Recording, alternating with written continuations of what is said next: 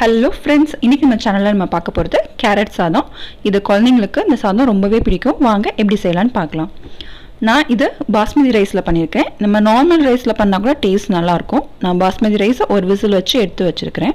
இதுக்கு நம்மளுக்கு அரைக்கிறதுக்கு பச்சை மிளகாய், தேங்காய், தக்காளி எடுத்து வச்சுக்கிறேன்.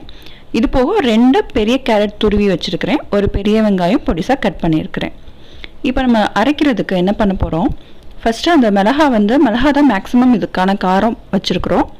ஸோ அந்த மிளகாவை இந்த எண்ணெயில் நல்லா வதக்கி அரைக்க போகிறோம். நம்ம பச்சையாக அரைச்சா அந்த ஃப்ளேவர் அவ்வளோ நல்லா இருக்காது. இந்த மிளகாவை வதக்கி அரைக்கும் போது சூப்பராக இருக்கும்.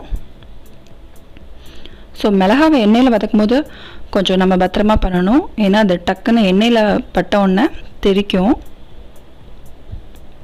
ஸோ இது நல்லா மிளகா வதங்கினோடனே அரைச்சிடலாம்.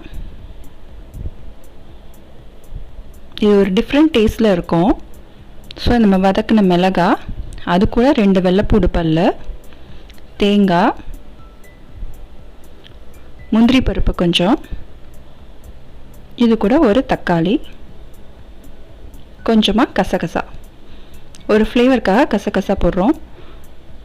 ஸோ இது யூஷுவல் பிரியாணி மாதிரி இருக்காது, ஆனால் கொஞ்சம் பிரியாணி ஃப்ளேவர் குழந்தைங்களுக்கு வரணும் அப்படிங்கிறதுக்காக இது பண்ணுறோம்.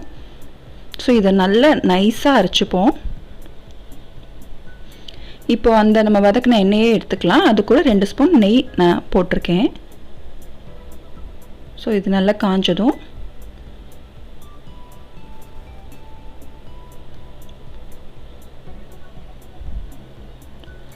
ரெண்டு பட்டை, ஒரு அன்னாச்சி பூ ஃப்ளேவருக்காக ஆட் பண்ணிப்போம். இப்போ நம்ம கட் பண்ணி வச்சுக்கிற வெங்காயத்தை போட்டுடலாம். இது ரொம்பவே சிம்பிள். நம்ம காலையில் டிஃபன் பண்ணும் போதே நம்ம ரைஸை வேக வச்சு எடுத்து வச்சிட்டோன்னா இந்த கேரட் சாதத்தை ஒரு 5 to 10 மினிட்ஸில் நம்ம முடிச்சிடலாம்.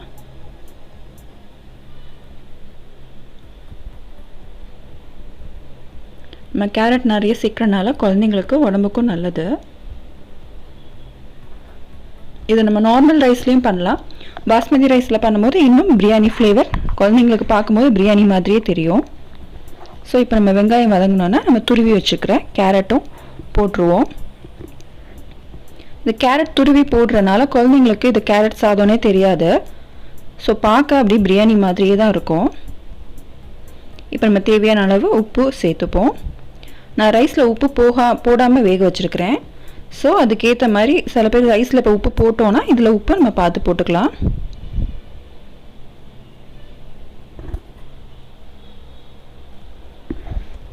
இப்போ காரத்துக்கு நம்ம 4 பச்சை மிளகாய் போட்டிருக்கோம். ஸோ அந்த காரம் பத்தலைங்கிறதுக்காக நான் ஒரு அரை ஸ்பூன் வத்தப்பொடி சேர்த்துக்கிறேன். ஸோ நம்ம இது சேர்க்காம நம்மளுக்கு மிளகா நல்லா காரமான மிளகானா நம்ம போட்டு அரைக்கிற அந்த காரமே கூட போதும்.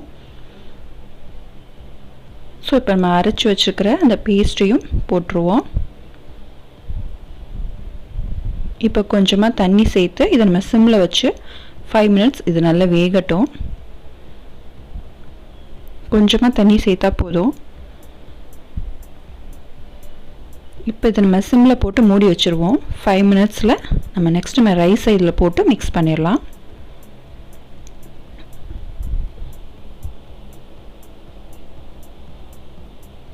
இப்போ அடுப்பு சிம்மில் இருக்கும் போதே நம்ம ரைஸை போட்டுருவோம். போட்டு நல்லா மிக்ஸ் பண்ணும்போது அந்த ஃப்ளேவர் நல்லா இறங்கிரும். ஸோ இது பண்ணி முடிக்கும் போதே நம்மளுக்கு பிரியாணி வாசம் வந்துடும் வீட்டுக்கு.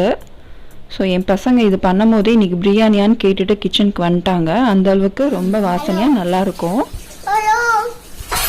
ஸோ பிரியாணி வாசம் வந்துடும். பிரியாணினா ஈஸியாக நம்ம குழந்தைங்கள சாப்பிட வச்சிடலாம். ஸோ இப்போது நம்ம நல்லா மிக்ஸ் பண்ணி ஆஃப் பண்ணியாச்சு. இப்போ சூடாக சர்வ் பண்ணிடலாம். மல்லி இலை வேணுங்கிற அளவுக்கு நிறைய மல்லி இலை போட்டாலும் ரொம்ப சூப்பராக இருக்கும்.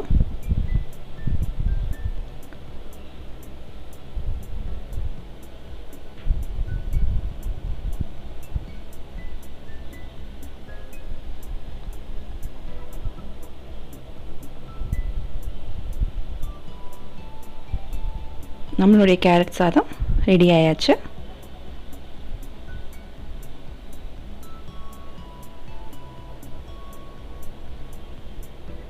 இந்த கேரட் சாதம் நீங்களும் கண்டிப்பாக ட்ரை பண்ணி பாருங்கள். மறக்காமல் எப்படி வந்துச்சுன்னு கமெண்ட் பாக்ஸில் கமெண்ட் பண்ணுங்கள்.